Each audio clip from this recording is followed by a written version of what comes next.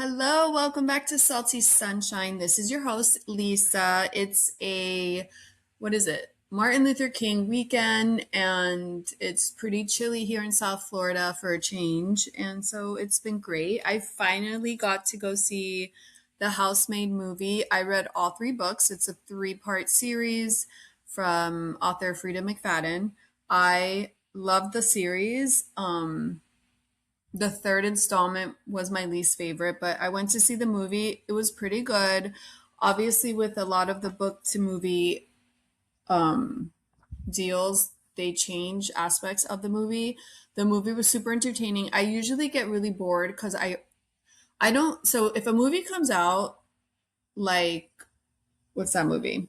People We Meet on Vacation on Netflix, which is 5 out of 5, so good. I loved it, the perfect rom-com. I never read that book, so I enjoy if I already have read the book, I I'll watch the movie to see if it's any good, but I kind of have this thing if I already know what's going to happen, I get kind of bored. I already know what's going to happen, so what am I looking forward to? I'll watch it anyways. This one happened to be super entertaining and good. The Housemaid. People meet on vacation. I won't watch it and then go read the book. I would never in my life do that. If I already saw the movie, I'm not going to read the book. There's people that do that, and that's crazy. I was talking to a girl the other day, and she said she used to read the ending, the back of the book, the last chapter, and then start from the beginning. So she had to know what happened at the end. I'm like, that's insane. So people have all these weird ticks and, whatever works for you. But the housemaid was really good. They changed a few things. For instance, instead of balancing books and being tortured in that sense in the attic, they did the cutting. They made it more dramatic, more violent. In the book, Nina, the wife, she mentioned that she gained weight on purpose so the husband wouldn't like her, and they didn't do that in the movie. Um, there was also more of a romantic union between Nina and Enzo, the landscaper, but they didn't show that in the movie either. Yeah, so my main question while I read the books, also while I watched the movie, if Andrew the husband was so controlling and diabolical, why did he allow Nina to bring in a housemaid knowing he won't be able to act the way he usually acts with the housemaid there? So I always question why didn't he shut that down from the beginning? And then also, um, when the housemaid comes in, Nina starts acting crazy and has all these fits, throwing plates and acting crazy. And he also didn't punish her for that. So that's a little confusing to me. If Andrew likes perfection and makes her act a certain way, why did he allow Nina to act psychotic? So yeah, I don't I don't get that. But the movie was good. I loved it. And also one of the thoughts, both in the book and watching the movie, uh, you know, this girl comes in and she has a record and she needs this job and she's homeless and all this stuff. What a bitch to start liking the husband from the get-go, right? You're just like, well, you're getting, not that you deserve it, but you kind of, what an asshole you are. Even if the lady acted crazy, you're still having an affair with her husband. Yeah. So I always thought that too. I'm like, you're not the best either, but it's a good book and I recommend the three series. So what else? The Golden Globes was on the other day. Nikki Glazier's monologue was amazing, and she always goes on Howard Stern after to tell you the cutting room floor jokes, the jokes that she thought were too cruel for primetime TV, which, at least she's still getting them out there. She's not scared to say them after the fact, so we can still hear them. Macaulay Culkin returned as a presenter after being not at award shows for 35 years. He lives in California apparently with his partner and his two sons. He's been in different things. I think he was in Fallout season 2, which I haven't seen, and he names himself quote unquote technically retired, but he still does his one-off stuff. He does podcasts. He's in different projects. He looks great.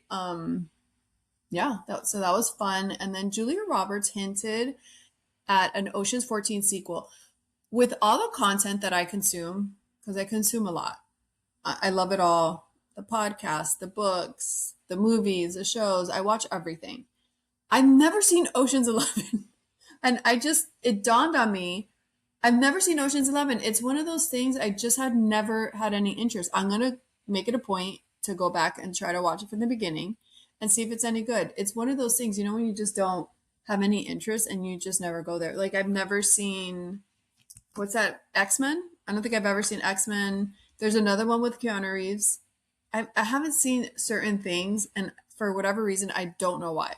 So I'm going to try to do that. I have to say, a lot of the movies they talked about at the Golden Globes, I've never even heard of. So that's interesting. Um, what's her name? Jennifer Lawrence. Did you notice how Nikki Glaser got to Jennifer Lawrence and didn't say she's kind of like scared of her? And I think I understand where she's coming from because Jennifer Lawrence, I feel like she's kind of a bitch. Every time she says, opens her mouth, every time she talks, I don't know, I don't know. She seems like someone I wouldn't get along with, if that makes sense. And I don't think her movies are good either. I think she did one or two good movies at the beginning of her career, and then the rest kind of sucked. So I think she toots her own whistle a little too much, and she thinks she's better than she is. Um, yeah, the Silver Linings Playbook is the one good movie, and then the other one, the funny one. But she hasn't really been. Oh, hello, she's been in Hunger Games. That was, I think, her big. Yeah, so the Hunger Games. She's done like three good movies, and the rest are bombs. Um, but yeah, she came out talking about how she used to adore her dog. I think it was a Chihuahua, and it was like her kid. And when she had the baby, the dog bit her kid, and she wanted to kill the dog and every other dog she ever saw. So that's how I know me and her would never get along. What kind of an asshole are you? First of all, explain what kind of bite. Was it, dogs bite when they want to play, when they're, you know, getting resourceful over their bone, or maybe the baby pulled his hair. What kind of bite are we talking about? It's a Chihuahua, for F's sake. And I hate you for saying that because I'm a dog lover and I think that's disgusting of you to. There's enough people abusing animals out here. They don't need someone like you perpetuating hating dogs. Like, I get it. If you have a bigger dog and it was an actual threat to your kid, yeah, I mean, you might even have to put the dog down. But that's a one off. And I don't know. I didn't like that she said that. Blake Lively and Ryan Reynolds, they didn't show up to the event. They claim this was a pre-planned thing that was always like that. I call bullshit. I think there's trouble in paradise, and everyone's been saying that for a long time. I kind of believe that. Ryan Reynolds seems like he's super annoying, and I think Blake probably is not into him anymore. We haven't seen them out. And I don't know what's going on with the lawsuit. And I don't care, to be honest. It's one of those things that just drags and it's like no one cares. Oh, back to the housemaid. The same guy that was It Ends With Us is in The Housemaid playing the husband. So what's his name? The really hot one. The one that plays her childhood love of her life. That same guy. He looks even hotter in The Housemaid until he turns psycho. It's so interesting, the mind.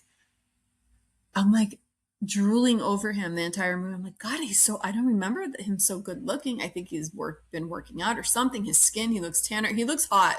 He looks so much hotter than he did in It Ends With Us. And once he turned psycho, he looks ugly. It's so interesting. That's how my brain works. I know other girls get turned off by that, but not me. Me, I think he looked so gorgeous and then he looked like such a loser. And yeah, so it's the same guy. I always wonder, why do they regurgitate all these movies? Verity's coming out now, Anne Hathaway, and the other one. There's so many actors out there. Why do they keep using the same people over and over? And that's how you know there is that industry shit and the favorites and all that. Because I mean, how many people are in this world and we keep seeing the same faces in all movies? You gotta wonder. So yeah, Blake Lively, Ryan Reynolds didn't show up to Golden Globes, even though he was nominated for those stupid Wolverine or whatever those movies are. Other ones I haven't seen.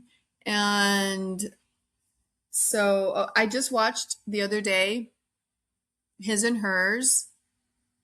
on Netflix. It's based off an Alice Feeney's novel. All the movies now are based off books. It's a new thing now, which is kind of annoying because I read a lot and I don't know. I feel the pressure to watch the movies after I read the books. I didn't read this one, but it's almost like every book is going to be a movie. It's kind of annoying. This was an actually really good show. It was kind of, and spoiler alert, if you don't want to know and you haven't seen it or you haven't read the book, you can fast forward. But it's basically high school trauma, revenge and buried truths, all while estranged spouses are reconnecting after their infant passed. And so this woman in the sky, he's a cop or detective, and she is a journalist or a news anchor, and they're married. She knew his sister growing up in school. Her mom was a maid, and his sister was kind of a mean girl when they were young, but they still hung out along with another chunky girl that they brought into the group. And all this stuff happened that resurfaces. But as an adult, she marries this guy, and then her mom's watching him, and the baby had one of those sudden infant crib deaths, and she left and comes back, and all this stuff happens. The crazy part is it's a good flowing show. It stays, you're interested, keeps you interested throughout the show. But I feel like at the end, it's kind of, it was a little overkill how her mother leaves her that letter and she finds out all this stuff while she's sitting there. It was almost weird because I wanted to see, and she smiled like she was okay with it. And it's kind of diabolical that her mother would do such a thing. I don't know. It was weird. It was weird. He lost his sister over it. I don't know. I have questions. I have all these questions at the end when they compile and they kind of do a 180 at the end. You're like, whoa, wait, how did that work? And are you just going to be okay with that? And you're just going to hang out? So the mom doesn't have Alzheimer's or doesn't have dementia? And I don't know. It's kind of nuts. And she's going to take that to her grave. She's not going to tell her husband because then the mom would be implicated. It's a good show, though. I don't love the ending, but it kept me engaged. Alix Earles dropped her new YouTube series January 2026. I think there's one episode out with Jake Shane. It's called Get Real With Me. So that was smart. The GRWM, Get Ready With Me. Instagram can also be used for her show. It's a monthly casual interview series, and she did a Hollywood studio set up as a dressing room. It's under her Hot Mess Media label. And like I said, Jake Shane is her first guest. I watched 2 seconds of it and turned it off. I get really bored. I don't like, first of all, I never watch a podcast. I mean, never. Maybe 2 seconds of it if it's on Spotify, and then I minimize it. I listen. I think the whole point of a podcast is to listen. If I wanted to watch a show, I'd put a show on. To me, a podcast is not a show to visually watch. I have no interest in watching people just interview each other or talk shit. You listen to it in your ear while you're cleaning, while you're walking, while you're driving.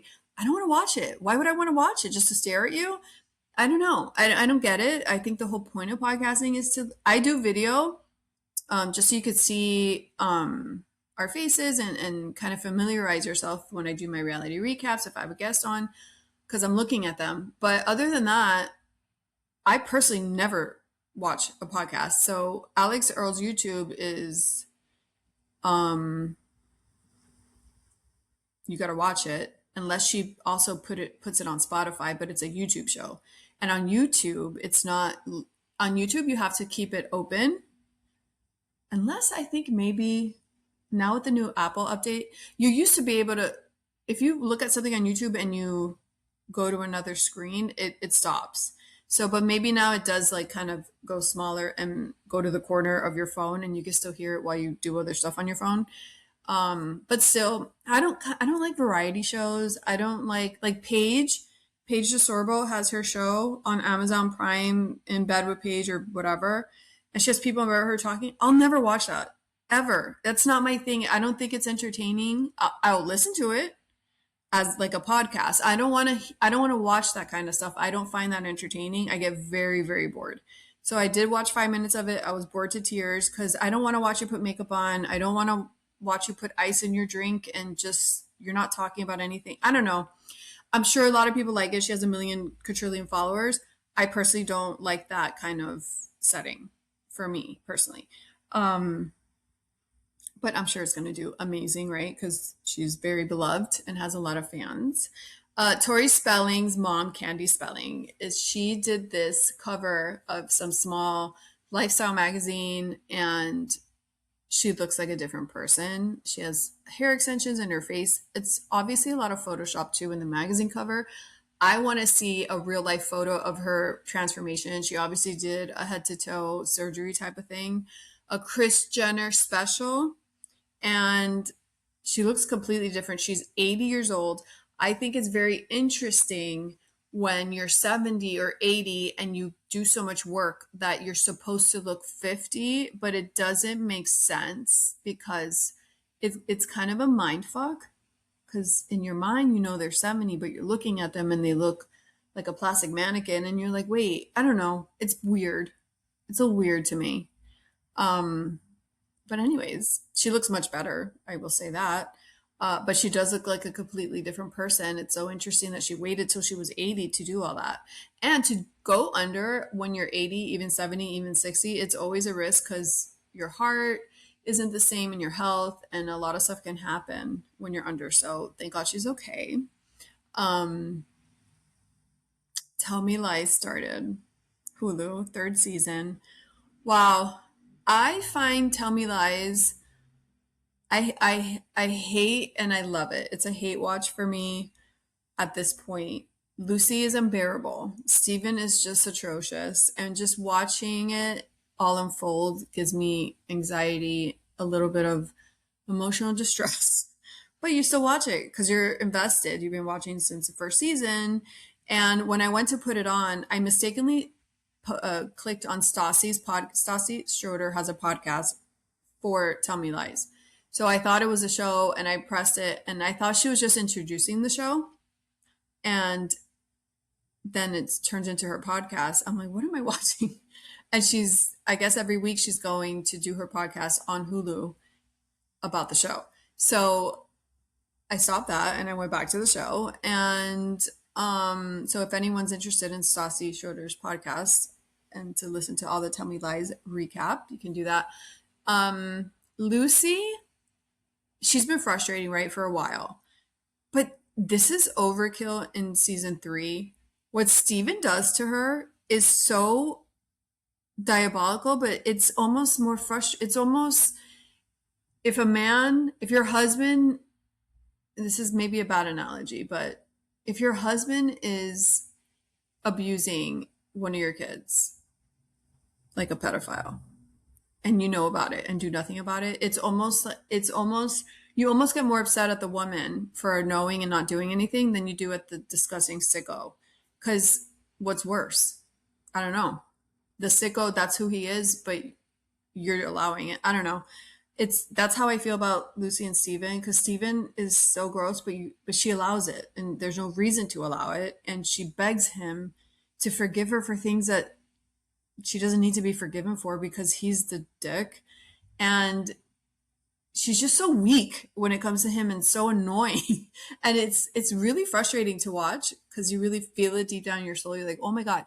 So he's blaming her for sleeping with his friend, which is fine. You could feel icky about it, but she did nothing wrong because you gut punched her and literally walked out of a room with a new girl, your ex, while you were with her, with no explanation, no consideration. So who cares? I can't take it. And he acts like he's so betrayed, which is weird. But yet he'll stay friends with the guy, but can't even give her any respect and acknowledgement that she did nothing wrong as far as betraying him. Only maybe it's just icky because they're friends. And then on top of that, she's begging him to forgive her, and that she still loves him, and that she still loves him. And you're like, oh, make it stop. This is horrifying. And then he makes her take a video and he's like, I need to punish you. And she's just willing to do it to save her friendship with Brie, which fuck it, tell Brie. I mean, who cares? You know? I rather tell Brie and ruin my relationship if that's what happens than let Steven have anything over me. Um, and Brie should understand she was sleeping with a married man and she's done her things and she saw how Steven treated her, and if she doesn't get over it, she doesn't get over it. But he made her take a video of her lying, saying that she she lied about somebody raping her, and it's just, why would you do that? I don't know. She annoys the shit out of me. And then she keeps going back to him. And she's one of those girls I could never be friends with because everyone makes mistakes, but she just takes it to the point of you can't deal with it anymore. And then Pippa and Wrigley, Pippa ends up dating Diane. But at the beginning of season 3, she's still with Wrigley and kind of testing the waters with Diane. It made me sad because her and Wrigley seem like they get along really well and they're playful and they just seem to really care about each other. So I am torn between Pippa staying with Wrigley and then leaving with Diane. Even though her and Diane, they all obviously look like a cute couple too, but um, yeah, it's a hard show to watch, and I hope the young girls watching it see it as Lucy being defected and not loving herself instead of, oh my God, you got to stay with the toxic dick, you know? I feel they romanticize like really good sex with a toxic person instead of having it be ill. That's disgusting, you know? And then, so yeah, we'll keep watching. I think there's 3 episodes out right now. The cult behind killer Andrea Yates story, I think it's on HBO, if I'm not mistaken. It's a series. It's so boring. I couldn't keep watching.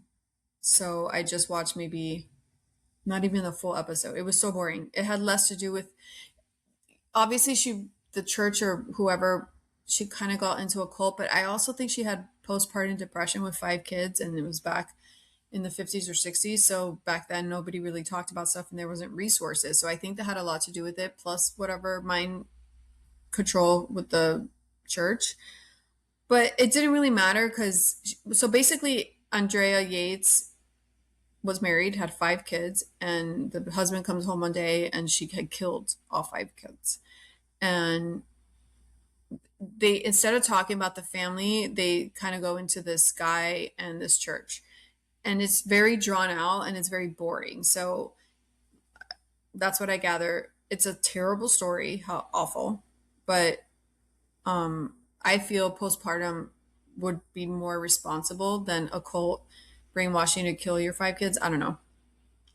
I didn't watch it though because it was boring. So that's that. And true crime, another true crime story. This story is insane. It's about an au pair, a Brazilian au pair. Her name is Juliana Perez, and this couple from Virginia hired her to take care of their little 4-year-old daughter. And the loser husband, Brendan, starts having an affair with her. I don't know how long she worked for them, but I think they had an affair for about a year. So that started in 2022. And come February 2023, and the trial just started, so it's ongoing. You can go watch updates on it. And so they have an affair for about a year. The husband comes up with a plan that divorce is not an option. I'm assuming because he doesn't want to pay child support and deal with the wife. And it's really interesting how a lot of men want to take this route.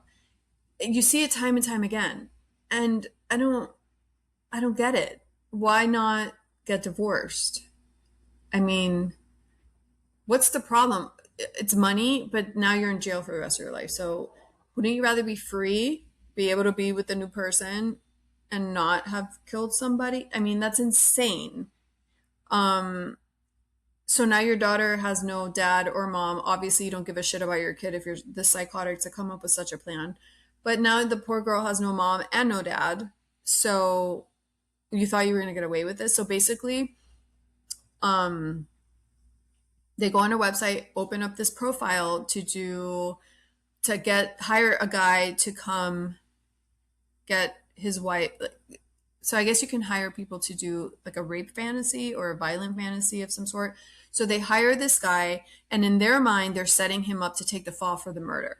So their plan is to hire someone from the site, hire him as if it was the wife to come give her a violent sexual fantasy.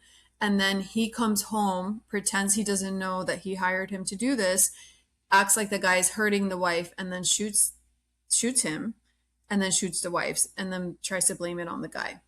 Um, but his plan didn't go accordingly because somehow they realized something was off. I don't know how long it took them to realize, but I think they came back to the house to take more photos, and they noticed that the au pair had moved into the bedroom, and they took all the wife's photos down, and her photo was there with the husband, and so now he's with her. So I don't know exactly how they figured it out, but they did, and now he's on trial with the woman, and the woman now has turned on Brendan, the husband, because she wants to take a plea deal so she doesn't spend the rest of her life in jail. So she's turned on him, and so this happened in February. She's cooperating with prosecutors a year after her own arrest because she could no longer carry the guilt. Bullshit.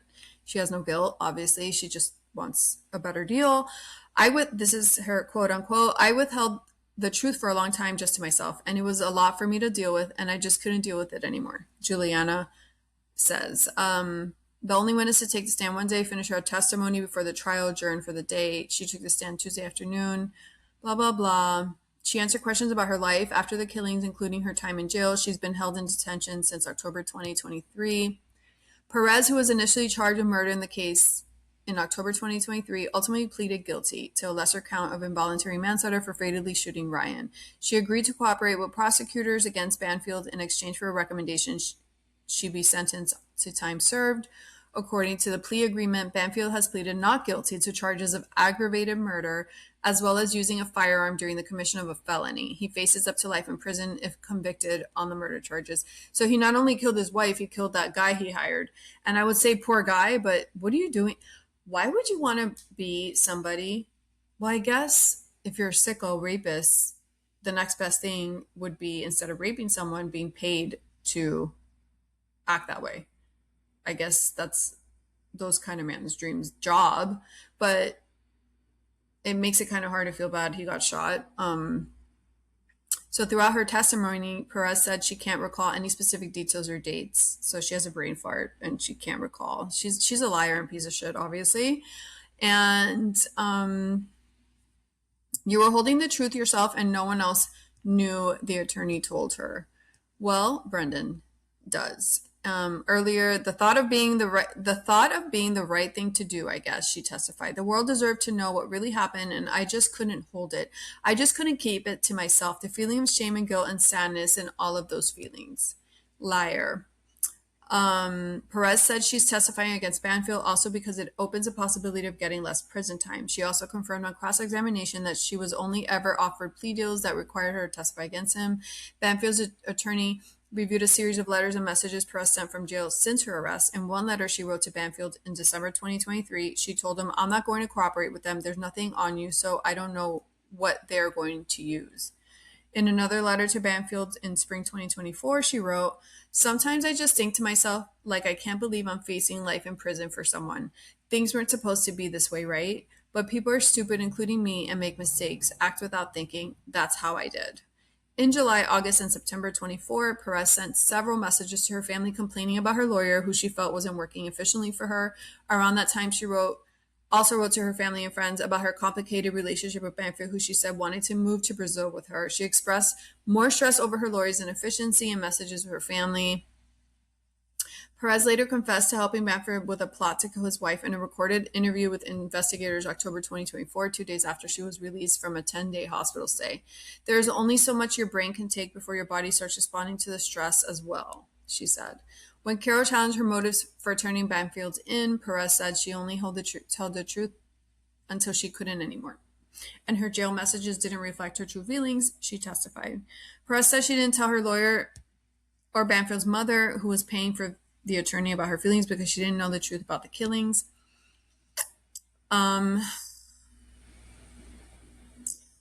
Perez, since taking a plea deal, has been contacted by media producers who said wanted the au pair to sell her story. She has not signed any contracts yet, but one production company that wants her to participate in documentary has contributed money to her commissary account, funds she can use to buy food and contact her family. That's crazy, right? You're a piece of shit, go to jail, and you have industry people paying your way to get the story. I mean, it's so gross the way everything works. She says they have become my support system. Okay. I mean, what a piece of shit. And you see the picture of the wife that they killed. It's just disgusting. It's just, why would you do that? Like, why are men, I mean, and her too. Obviously, she is from Brazil. So she's desperate for a better life, which makes you a piece of shit person, right? And then the guy is just a piece of shit that would do that to his 4-year-old's mother and his wife. What a garbage human being, you know? And of course, for some young loser idiot that doesn't understand anything in life, men always, that's why I'm personally so disgusted by men that go for women in their 20s and they're in their 30s or older. I think it's gross. On her first day of testimony, the Brazilian au pair said she started living with the Banfields in 21, and in August 22, she and Banfield began their affair. So it didn't even take a year, just like the housemaid in the movie. She started fantasizing about the guy right away. It's like these young girls, I wish they would do a class. They should do a class in high school for all the young girls and tell them, look, exhibit 1 to 1,000. These are all the people that thought the guy was different, that they were special, that they, all that. And this is how it turned out. So anytime an older man comes after you, just deflect and get the hell out of there immediately. Don't ever engage because it never turned out well. Every girl should have that kind of class in high school. I wish they would do that. That's such a good idea. I just thought of it because you don't think about it and you think, this is it. And you think you're special and you think, and it's like, no, if the guy is doing that, he's disgusting and stay away. So he expressed desire to be with Perez instead. She testified and he thought his wife to be a poor mother. He did not want to pay for a divorce nor share custody of their young daughter. Perez said that the defendant, used Christine Banfield's laptop to create a fake email address and an account on a fetish website. Banfield planned to find a man on the site whom they could eventually frame for his wife's murder. So they pretended to be her, like she hired the guy. They specifically sought someone who would be willing to carry out a rape fantasy, and they exchanged messages with multiple candidates for the alleged patsy, according to Perez's testimony, and messages shown to jurors in court. So they want people to believe that this woman hired a guy to come rape her in her own home. And so where's the husband? Stupid people. They really thought this through. So eventually they found Ryan, who Banfield thought would play the role that he needed a person to play, meaning be aggressive and hold her down and come over to the house and bring some stuff. In the opening statements, prosecutor Jenna said Banfield posed as his wife and gave Ryan specific instructions. Christine will be asleep in bed. Come straight upstairs, cut off the clothing, tie her, rape her. Simple and fun. That was how it was posed, Sand said in court. That morning, so not only does he want to kill his wife, he wants to torture her before she dies. I mean, what a garbage person. I mean, his mom must be disgusted that she gave birth to this man. That morning, the au pair waited with Banfield's daughter in her car near the family's home. This woman's, I hate that she's getting a plea deal and I wish she would rot in jail. She sat with the woman's daughter in the car knowing this was going to happen to the mom, whose phone had been turned off by her husband, Perez said, and then called Banfield, ostensibly reporting the presence of a strange man in the home. Banfield returned from a nearby McDonald's where he was waiting, Perez said. He and the au pair then entered the home through the basement where they left the Banfield's young daughter before heading upstairs. In the bedroom, Christine Banfield yelled out to her husband that the purported intruder had a knife. The au pair testified. Ryan looked up at them, shocked, Perez said, and then Banfield shot him. Christine asked Perez to call 911, but the au pair said she hung up the call at Brendan Banfield's direction. She then watched Banfield reportedly stab his wife, she said, covering her ears so she wouldn't hear it. When I first saw that happening, I ran to the other side of the bed and I was just crouching down and covering my ears and covering my eyes. And a few times I looked and I was able to see him stabbing her. They called 911 again. Perez said her friend had been stabbed, and the Banfield told the dispatcher he was a federal agent who had shot the man who stabbed his wife. Oh, he's a federal agent? Or he lied? Banfield's defense attorney refuted the prosecution's theory in his opening statement, saying investigators initially concluded Christine Banfield had control over her devices, an effort to rebut the theory that Ryan had been catfished. Wow. That is when you really hear it. He wanted his wife raped, then he stabbed her to death. I mean, what an awful person. I mean, disgusting. Yeah, so we'll see what happens. I hope they both rot in jail. I don't know what kind of plea agreement she got, but if she gets off with no, further jail time, that sucks because she's a terrible human being. And it's just like so many of these stories lately. What is going on? Anyways, I'll leave you with that story. Nice afternoon thoughts here. Let's pray they rot in jail. And I'll see you next time with more juicy, salty sunshine scoop.